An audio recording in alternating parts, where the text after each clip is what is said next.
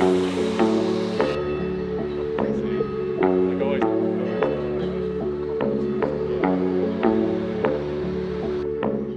find with my work, a lot of the time, it's all about over detail. I used to have a boss who used to say, less is more. And I think that's the upside to actually caps, because sometimes you'll be doing a poster, over the top, a lot of detail, and sometimes you can get away with things just being over detailed. Whereas I do a lot of t-shirt stuff, and that's a simplification of that. Whereas caps was even tightening it even more, whereas it kind of has to be simple, has to be recognisable. You kind of got to cut the fat of the design side of things off things as well. So I was really mindful of that, of trying to create a letter form that was memorable and iconic at the same time. Kind of felt like it could be sport, could be streetwear, but still kind of held its own. Yeah, so I've always been a cap man, which is a funny thing. I think I've always been like that accessorizer dude who's always going to buy all the extra things. As we were talking today, I've got a full head of hair, but I've always worn a cap. And it's kind of slowly grown to a lot of the time now it'll be colour or it won't be colour and that kind of thing, and matching up with shoes or whatever, kicks and that kind of thing as well. When I think about myself, a lot of people, it's funny, a lot of people haven't seen me without a cap, so it kind of almost becomes a part of you at the same time. The upside to it, I think about it too, is that you don't have to worry about your hair as much as well. But no, there's something about it. It can be that pop of colour, or the brand or the letter form that I think is part of your own personality as well. It's interesting. I'm kind of, like a bowerbird, where I've collected bits and pieces over the years. Had a lot of influences over the years, from my teenage years as well. So I find it quite funny when I look at my work. I can see certain fingerprints of certain influences as I go through it all as well. So it's a tough one for me to kind of describe what my stuff is. It's definitely quite bold, quite vector-based. But I think that, if you really look closely, you'll kind of be able to tell my influences. I find that with other, similar commercial illustrators, like you can go, yeah, I'm into that guy too, and I can see where you've kind of taken that and just spun it a little bit. So it's funny. In regards to being memorable, initially I grew up loving Mambo. So doing some early Mambo work, I loved. I don't know if I'd say that's my best work, but it definitely was a sense at the time where I got that work and thought, okay, I'm good enough. Like, okay, that if they're happy for me to do designs for them, maybe, I can do this. So little things like that. Like there's been other funny stories, like, doing work for Nike as well.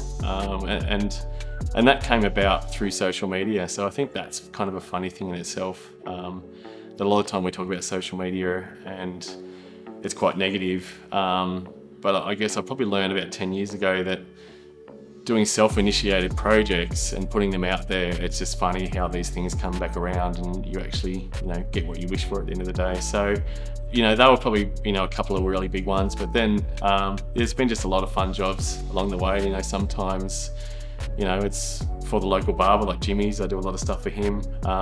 And, it could be for a mate's gig poster. It doesn't always have to be this really big brand. It's just as long as you actually enjoy it and the outcome's really cool. I think probably my generation, we came through and I was right on that cut where you had to live in Melbourne to actually hold down a design job, which initially was the truth. And then moved back to Ballarat. Internet was happening and social media started to happen. And it was funny, like once that happened, you could actually get your work out in front of people, across the sea kind of thing, and you actually could access people as well. I think that's the upside to Instagram, is that you start to follow certain people or certain merch companies and stuff like that. So the Blink stuff's been really nice. That's been with Chris from T-Cert. And he also looks after Pearl Jam and the Pixies and stuff like that. So it's been, amazing working with Chris, but, working with these bands too that you grew up with. It's definitely in this last 10 years, it's been a learning curve for me and mental health and all those other things as well.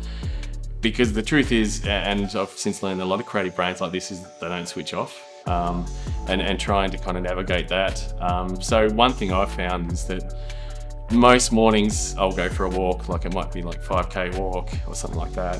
And it's just that time to yourself, or it might be catching up with another creative just to kind of talk about things or not talk about things at the same time, that you actually give your brain a bit of space to think as well. So that's been, yeah, a really interesting learning curve to kind of work out what I need to do to get the best out, you know, of my creative brain, I guess. I don't think I realised, I think at the time doing, you know, a design course back in the 90s, it was probably more of a, what would you say? I'd call it highbrow typography.